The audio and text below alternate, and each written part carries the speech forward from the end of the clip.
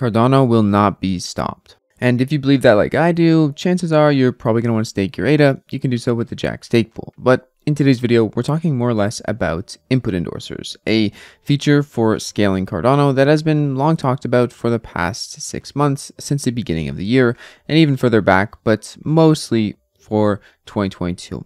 And they are coming, they are being worked on, and they are definitely underlooked in a lot of ways. At the start of 2022, we had an article come out saying, Cardano, it's scaling, and there's 11 ways it's doing so in 2022 alone. One of these ways that was mentioned here was input endorsers, as you can see right here.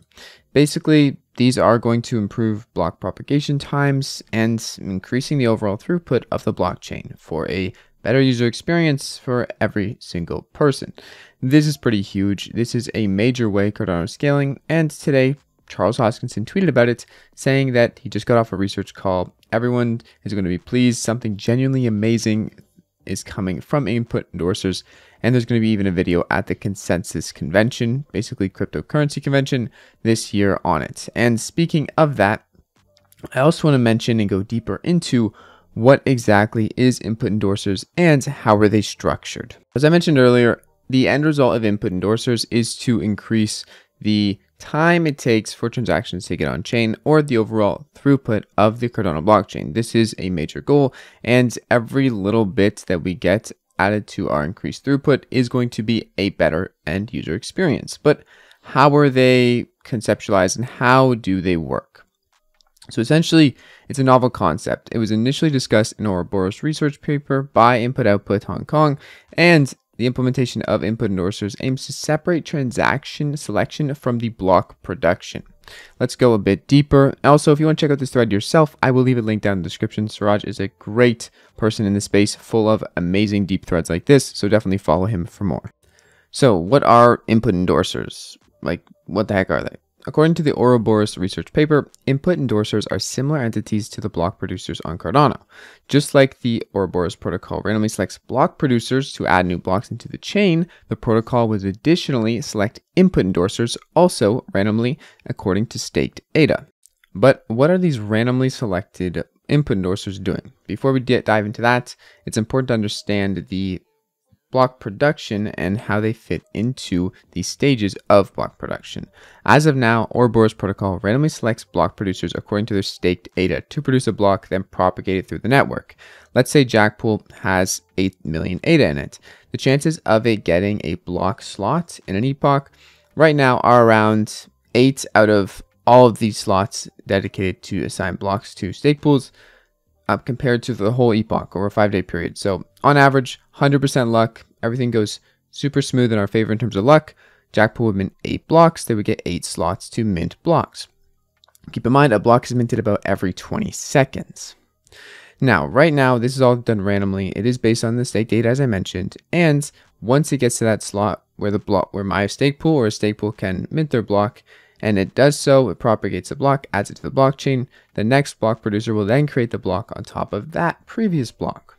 As I mentioned, every 20 seconds, a block is produced, or roughly 20 seconds. This 20-second delay between block creation allows the new block to be created and propagated through the entire network.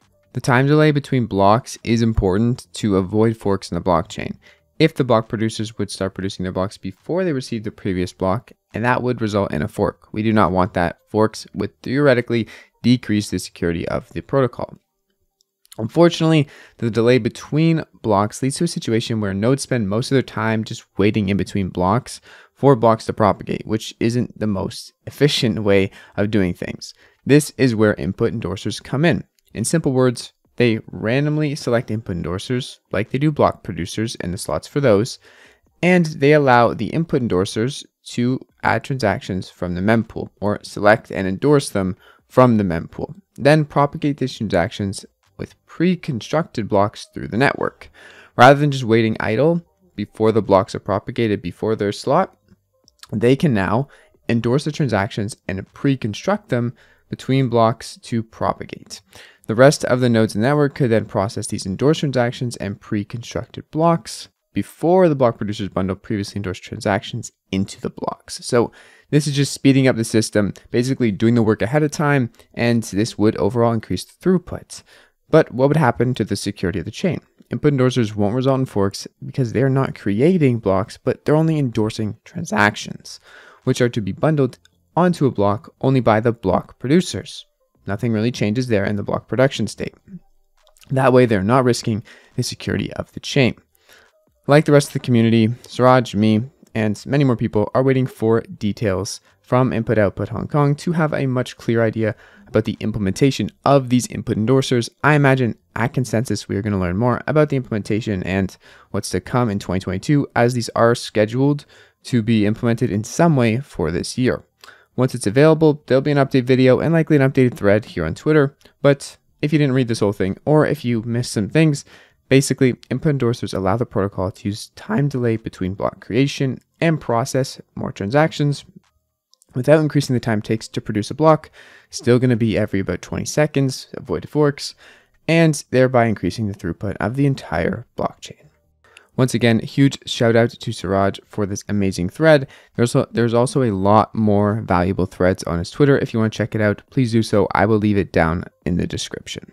So overall, it seems that Cardano will not be stopped by the price going down, a bear market, or a few employees leaving their founding partners, like IOHK. All that being said, though, things are ramping up towards the Vasil hard fork this month. And even now, we've seen multiple block upgrades, multiple memory upgrades, multiple things being scaled in 2022. But the second half of 2022, I predict, will be even more exciting than the first half. And right now, things are really showing that Cardano is not to be messed with. And like I said, can't be stopped, unlike some of the rivals lately. But yeah, I hope to see you guys in tomorrow's video. It's been your friend Jack. Peace out.